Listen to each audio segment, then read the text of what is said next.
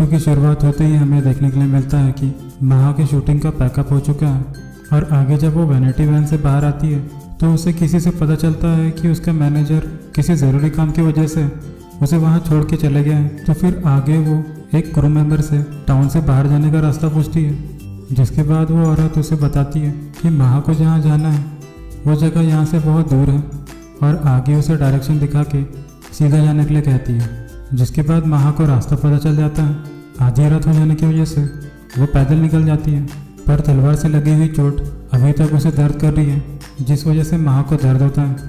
और उसी वक्त रियोक भी अपने मैनेजर के साथ वापस घर जाने के लिए तैयार होता है। और आगे जब वो दोनों अपनी कार में बैठकर घर वापस जा रहे थे तो उन दोनों को रोड पर एक लड़की दिखती है, जिसके बाद वो दोनों बहुत ज़्यादा डर जाते हैं और आगे वो उसे चुड़ैल समझकर डर जाते हैं। इस बात को समझने के लिए वो वैन को रोक देते हैं। जिसके बाद रियोक का मैनेजर उसे कहता है कि उसने इस एरिया के भूत के बारे में काफ़ी कुछ सुना है, पर उसे अब इस बात पर यकीन होना शुरू हो गया है। मैनेजर की बात सुनकर रियोक भी बहुत ज़्यादा डर जाता है। रियोक उसे गाड़ी चला के आगे निकलने के लिए कहता है, पर मैनेजर उसकी बात न मानते हुए गाड़ी को पीछे लेता है ताकि वो इस बात के तह तक जा सके। फिर आगे जब दोनों कार के पीछे देखने की कोशिश करते हैं तो उन्हें कुछ भी नहीं दिखता, लेकिन तभी रियोक का मैनेजर कार के रियर मिरर में देख के बताता है कि वो लड़की कोई भूत नहीं है, बल्कि वो वही एक्टर है जिसे रियोक ने तलवार से मार के घायल कर दिया था। जिसके बाद वो रियोक को बताता है कि इस लड़की का मैनेजर आज के पैसे लेकर उस लड़की को शूटिंग सेट में ही छोड़ के चले गए हैं। ये बात जानने के बाद रियोक को उसके लिए बुरा लगता है और आगे जब रियोक उस लड़की को देखता है तो उसे पता चल जाता है कि वो कौन है, मतलब कि महा, जिसे रियोक पिछले 7 साल से जानता है। तो फिर आगे वो अपने मैनेजर से गाड़ी को पीछे लेने के लिए कहता है। जिसके बाद उसका मैनेजर जूनू से पूछता है कि क्या तुम उस लड़की को जानते हो जो तुम उसे लिफ्ट देने वाले हो। और आगे वो रियोक को याद दिलाता है कि किसी भी लड़की को रियोक का लिफ्ट देना उसकी कंपनी के पॉलिसी के खिलाफ है। पर रियोक अपनी पॉलिसी के अगेंस्ट जाते हुए मैनेजर को गाड़ी पीछे लेने के लिए कहता है। और आगे जैसे ही गाड़ी पीछे महा के पास पहुंचती है, गाड़ी का कांच नीचे उतरते ही महा रियोक का चेहरा देखकर बहुत ज़्यादा हैरान हो जाती है। महा को वहाँ पर देखकर रियोक को भी अपनी आंखों पर यकीन नहीं होता। जिसके बाद वो उसे लिफ्ट देने के लिए पूछता है, पर क्योंकि महा को भी इंडस्ट्री के पॉलिसी के बारे में बहुत अच्छे से पता है तो वो रियोक के लिफ्ट के प्रपोजल को ठुकरा देती है, क्योंकि महा को पहले से पता था कि रियोक की उसे लिफ्ट देने की वजह से रियोक का करियर भी खतरे में पड़ सकता है। तो वो वहाँ से जाने लगती है। महा के वहाँ से कुछ दूर तक चलने के बाद जैसे ही वो पीछे मुड़ के देखती है तो रियोक उसके पास आके अपनी एक जैकेट उसे पहनने के लिए कहता है ताकि महा को ठंड न लगे, और उसके आगे आगे चलना शुरू कर देता है। जिस पर महा कहती है कि तुमने जो तलवार चला के गलती की थी उसी की वजह से तुम ये सब कर रहे हो ना। और आगे वो उसे कहती है कि रियोक को ये सब करने की कोई ज़रूरत नहीं, क्योंकि वो ठीक है और वो अकेले घर चले जाएगी। उसका जवाब देते हुए रियोक कहता है कि मैं अपनी मर्ज़ी से रास्ते पर चल रहा हूँ और कोई मेरे साथ ज़बरदस्ती नहीं कर रहा है। जिसके बाद वो उसे कहता है कि तुम ज़्यादा मत सोचो कॉपी कैट। ये सब सुन लेने के बाद महा को यकीन नहीं होता कि रियोक को अभी भी 7 साल पुरानी बातें याद हैं। जिसके बाद हम उनकी 7 साल पुरानी यादें देखते हैं, मतलब कि उनके स्कूल के दिन, जिसमें एक शाम रियोक और महा एक साथ घर जा रहे थे। महा रियोक से एक सिंगर के बारे में बात करती है जिसका नाम स्टीव है और वो महा के पिता को बहुत ज़्यादा पसंद है। और आगे कहती है कि स्टीव अंधे होने के बावजूद गाना लिखते थे और खुद गाते थे। साथ ही उन्होंने एक बार कहा था कि हर एक शख्स में एक टैलेंट होता है, बस उसे तराशने की ज़रूरत है। टीवी पर होती हुई इन सारी बातों को देखकर महा के पिता ने उसे स्टीव की तरह बनने के लिए कहा। महा की पूरी बात सुन लेने के बाद रियोक को पता चल जाता है कि महा क्यों उसकी टीम में आने की जिद कर रही है, क्योंकि वो भी अपने टैलेंट को तराशना चाहती है। जिसके बाद वो कहती है कि वो भी तुरंत शियोन शिफ्ट होने वाली है ताकि वो भी एक बड़ी स्टार बन सके। रियोक उससे पूछता है कि अगर तुम्हारे पिता इस बात के लिए माने नहीं तो तुम क्या करोगी। जिसका जवाब देते हुए वो आसमान की ओर देखती है और कहती है कि आप मुझसे नाराज़ तो नहीं होंगे ना मेरे पिता।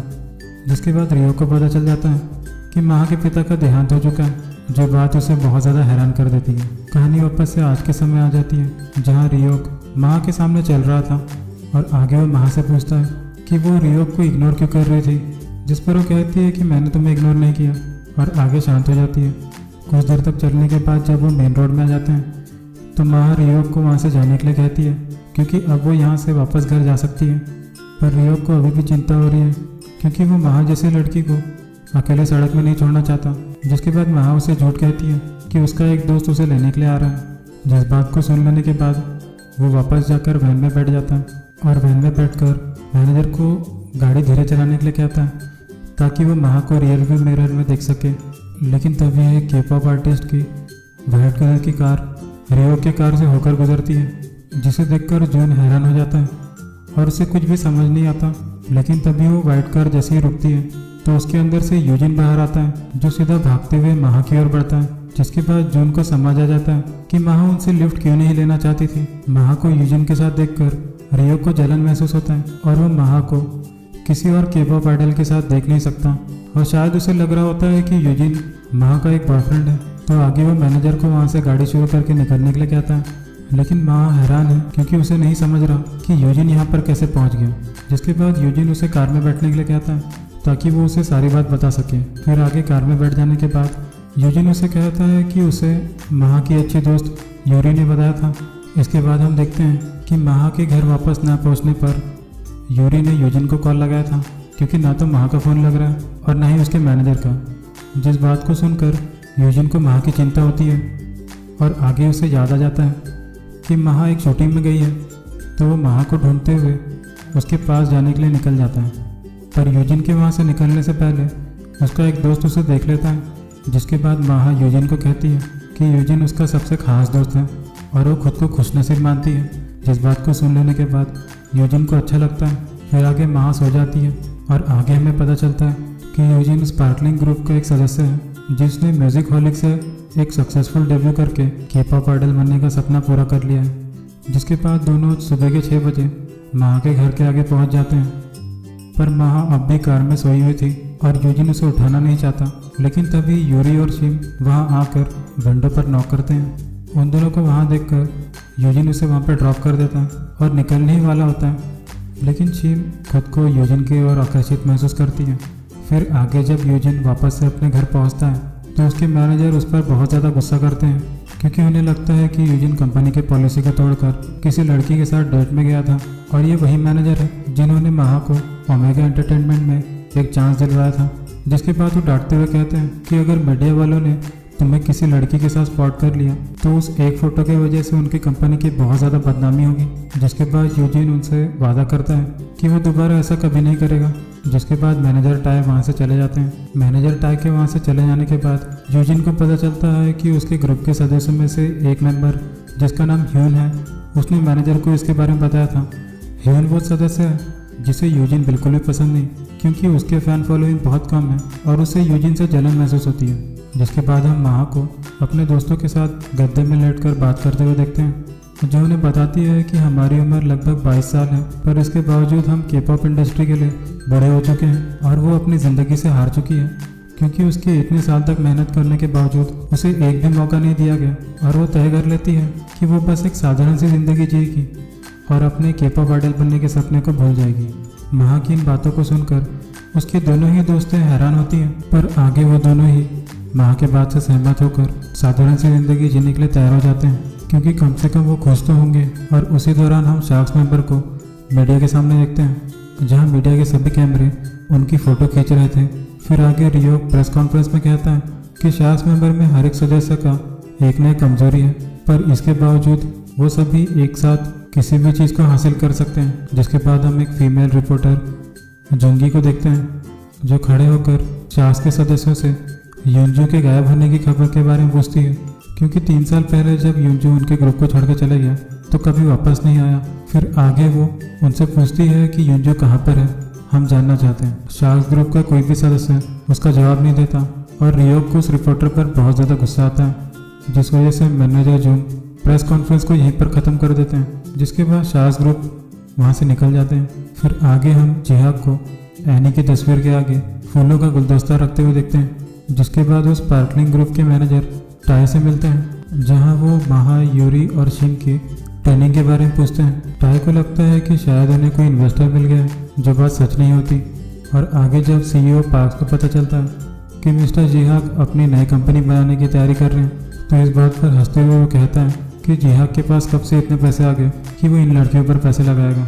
जिसके बाद हम शार्क्स के परफॉर्मेंस वाले दिन में देखते हैं, जहाँ रियोक यूनजू की जगह ले चुका था और आगे जब वो पीछे मुड़कर देखता है तो उसे युंजू दिखता है जिसके आंखों में आंसू दिखते हैं। और इससे पहले कि वो उसे कुछ कह पाता, रियोक की नींद टूट जाती है और वो सपने से बाहर आ जाता है। और आगे रियोक रोना शुरू कर देता है, जिसके बाद वो अलमारी से एक फ़ोन निकालता है और ये वही मोबाइल फ़ोन है जिसे हमने पार्ट 1 की शुरुआत में युंजू के हाथों में देखा था।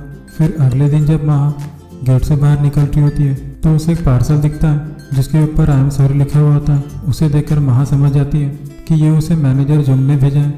पार्सल के अंदर महा का वो सब सामान है जो कि मैनेजर के कार में छूट गया था। अपने मोबाइल को वापस पाकर वो स्माइल करना शुरू कर देती है। महा कॉलेज जाके ग्रेजुएशन फॉर्म को फिलअप कर देती है ताकि वो अपने आगे की पढ़ाई पूरी कर सके।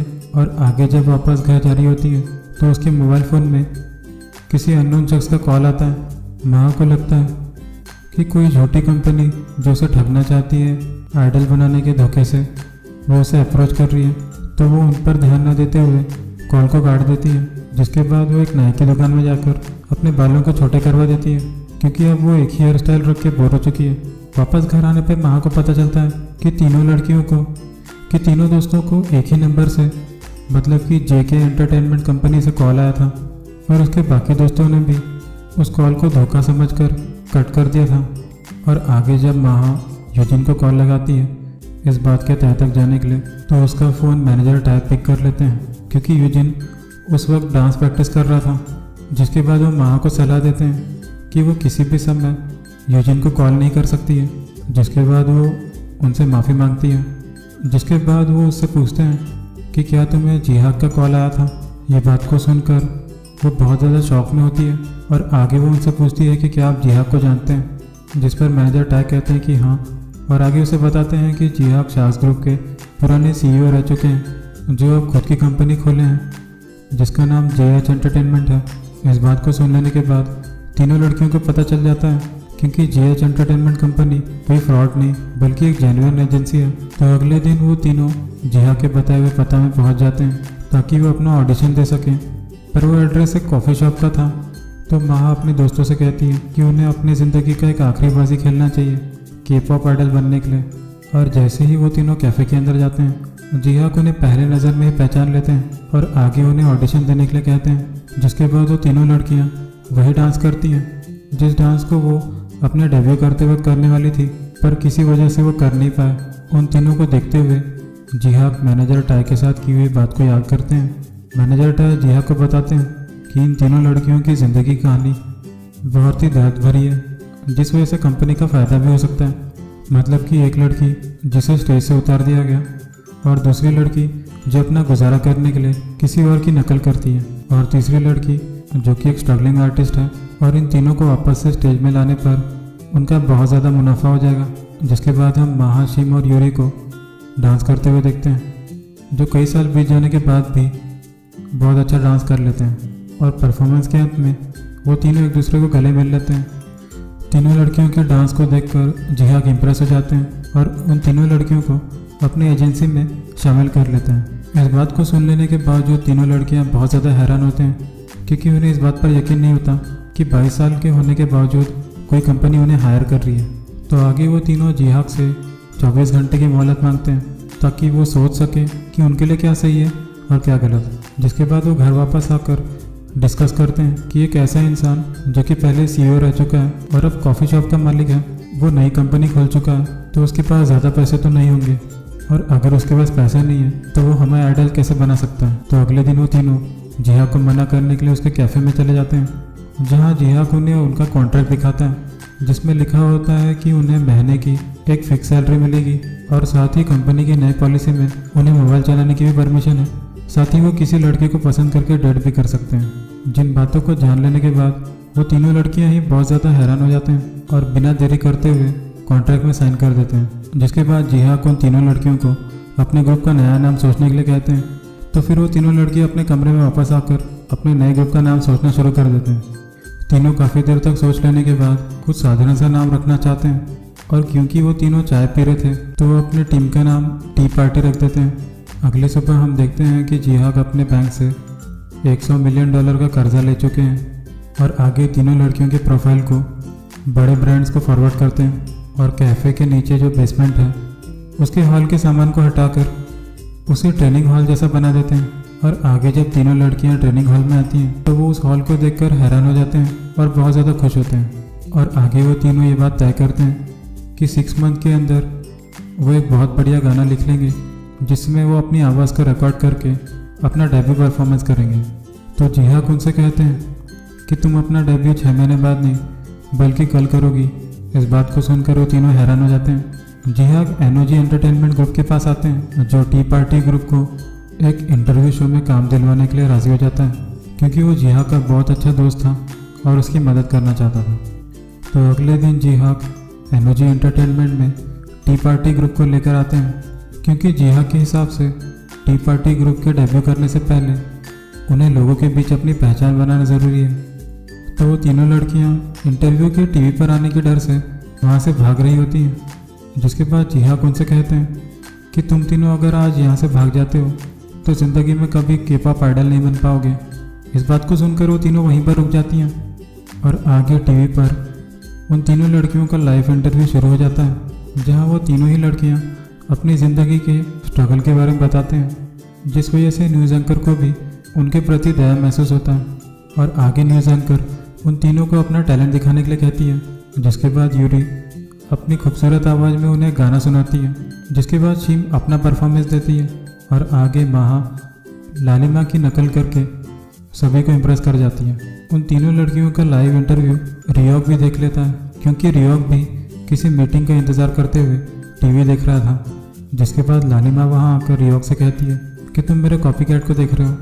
और लालिमा को लगता है कि रियोक उसे पसंद करता है, पर रियोक उससे जवाब नहीं देता। फिर लालिमा महा को देख के उसका मजाक उड़ाते हुए कहती है कि ये मेरी तरह खूबसूरत नहीं दिखती, पर इसके बावजूद लोग उसे मुझसे कंपेयर करते हैं। और आगे उसके चेहरे का भी मजाक उड़ाती है, जिस बात को सुनकर रियोक का दिमाग खराब हो जाता है और वो जाने से पहले लालिमा को कहता है कि तुम दोनों बिल्कुल अलग हो और एक जैसे तो बिल्कुल भी नहीं। इंटरव्यू ख़त्म हो जाने के बाद तीनों लड़कियां बहुत ज़्यादा उदास होती हैं क्योंकि उन्हें लगता है कि लोग उनका मजाक उड़ा रहे थे। लेकिन तभी उनके फ़ोन बजने शुरू हो जाते हैं, जहां उनके फ़ोन में रिलेटिव्स के कॉल आ रहे हैं जो उन तीनों से कहते हैं कि आज उन तीनों को टीवी पर देख के उनके रिलेटिव बहुत ज़्यादा खुश हो गए। रिलेटिव्स का ऐसा रिस्पॉन्स देख के तीनों लड़कियाँ खुश हो जाती हैं, जिसके बाद उनकी इंटरव्यू वाला वीडियो सोशल मीडिया में वायरल हो जाता है। साथ ही उनका नाम टी पार्टी इंटरनेट में ट्रेंड कर रहा होता है। बहुत सारे टीवी चैनल्स उन तीनों लड़कियों के इंटरव्यू को देखकर उन्हें अपने शो में इनवाइट करने के लिए तैयार हो जाते हैं, जिसके बाद जिहा की मदद से वो तीनों लड़कियां हर एक छोटे मोटे टीवी शो में आना शुरू हो जाते हैं ताकि ज़्यादा से ज़्यादा लोग उन्हें जान सकें। मतलब कि टीवी पर वेदर रिपोर्टिंग से लेके गार्डनिंग करने तक हर एक शो में लोगों के सामने टी पार्टी ही होती है ताकि लोगों के बीच में उनका नाम पॉपुलर हो जाए। लेकिन महा को हर एक चैनल वाले अपने शो में बुलाकर लालिमा की एक्टिंग करने के लिए कहते हैं, जो बात उसे पसंद नहीं आती क्योंकि वो लालिमा के नाम को लेकर फेमस नहीं होना चाहती, बल्कि वो अपने खुद के नाम को एस्टेब्लिश करना चाहती है। और आगे जब डांस प्रैक्टिस हॉल में वो सभी के सोशल मीडिया कमेंट्स पढ़ रही होती हैं तो उसे लोगों से बहुत ज़्यादा हेट मिलता है क्योंकि लोग अब उसे असली नाम से जानते हैं, तो वो नहीं चाहते कि महा किसी और की एक्टिंग करे। कमेंट्स को पढ़ लेने के बाद महा बहुत ज़्यादा उदास हो जाती है, पर जिहाक उसे समझाते हुए कहते हैं कि उसे लोगों की बातों पर ध्यान नहीं देना चाहिए, बल्कि उनकी बातों को नज़रअंदाज करके अपने काम करने पर ध्यान देना चाहिए।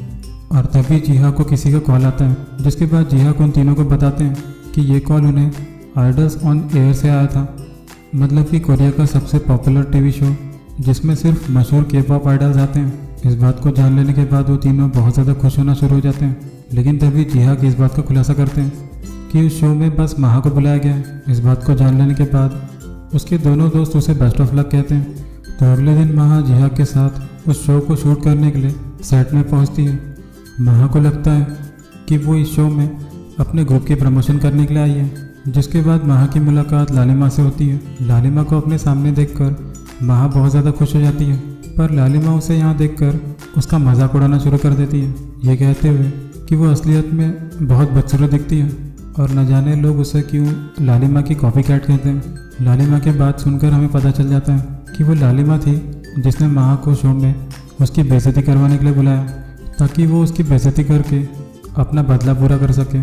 फिर आगे वो अपनी मेकअप आर्टिस्ट को महा के लिए सेम ड्रेस लाने के लिए बोलती है, ताकि महा वही ड्रेस पहन सके जो लालिमा ने पहना है। फिर आगे महा को हम लालिमा के ड्रेस में देखते हैं, जहाँ वो बहुत ज़्यादा उदास दिखती है। और आगे जैसे ही महा अपने कमरे से बाहर आती है उसकी मुलाकात रियोक से होती है। रियोक को अपने सामने देखकर वो उसका मदद का शुक्रिया करती है, क्योंकि उसने माहा की मदद करते हुए उसे रात को जैकेट दिया था। लेकिन रियोक उस पर चिल्लाकर कहता है कि तुम्हें अब तो भी लालिमा की नकल करना छोड़ देना चाहिए, और ये कहकर वहाँ से चले जाता है। रियोक के इस बर्ताव की वजह से माहा और भी ज़्यादा उदास हो जाती है, क्योंकि माहा की ये सब करने की कोई इच्छा नहीं है। वो बस लालिमा के कहने पर ये सब कर रही है। और आगे वो मेकअप करते हुए खुद से कहती है कि उसे जिहाद की बात को याद रखना चाहिए, जिसने उससे कहा था कि लोगों पर ध्यान मत दो, बस अपने काम पर फोकस करो। तो कुछ देर बाद जब शो स्टार्ट होता है तो शो का एंकर माहा को लालिमा की नकल करने के लिए कहता है, जिसके बाद माहा लालिमा की बहुत अच्छे से नकल करती है। और डांस परफॉर्मेंस कर लेने के बाद वो लालिमा के पास आकर हाथ बढ़ाते हुए उसे डांस करने के लिए कहती है। तो लालिमा उसे जलते हुए अपने चेहरे को दूसरी ओर फेर देती है। तो माहा अपने हाथ को रियोक की ओर बढ़ाती है।